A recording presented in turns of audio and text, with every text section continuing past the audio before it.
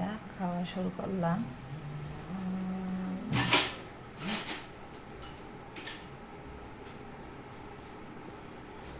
দিলাম আটটা। এখন এখানে লেবুর রস দিয়ে দিব। এই যে এটা চিপিয়ে দিব। আদা বাটা দিব, একটু রসুন বাটা, স্বাদ মতো নুন দিয়ে দিব, মশলার গুঁড়ি দিয়ে দিব, লাল মরিচের গুঁড়ি দিয়ে দিলাম, একটা ম্যাগি মশলার প্যাকেট। এখন সবগুলা মেখে নিব।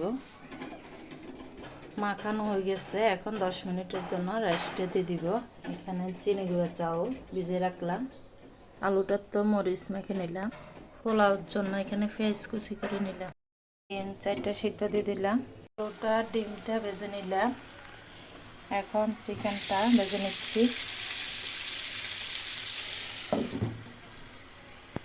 ভাজা হয়ে গেছে।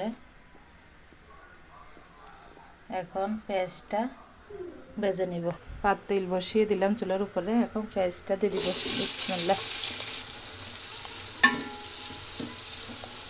লাল লাল করতে অনেক সময় লাগবে। হয়ে গেছে। এখন আদা রসুন বাটা দিয়ে দিব। বিসমিল্লাহ। কালারটা অসাধারণ দেখা যাচ্ছে। এখন একটু কষানোর জন্য পানি দিয়ে দিব। রাঁধুনি বিরিয়ানি মশলা দিয়ে দিব এখন এখানে। এখন এটা অর্ধেক দিব, পুরোটা দিব না। দিয়ে দিব চিকেন ভাজা আর আলুটা। সিদ্ধ হওয়ার জন্য একটু পানি দিয়ে দিব। চিকেনটা তুলে নিলাম।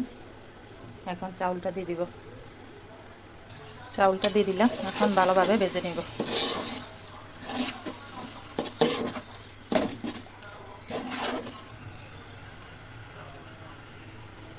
দিয়ে দিলাম দুধ পাউডার 6 চামচ, 2-3 চামচ। আর বিরিয়ানি মশলার প্যাকেট বাকিটা দিয়ে দিলাম।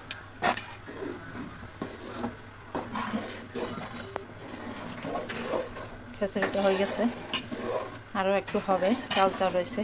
তারপর পাহাড়ি অঞ্চল, সবুজ দৃশ্য, উপরে পাহাড়, নিচে বাড়িঘর আছে, অনেক সুন্দর দেখানো হবে।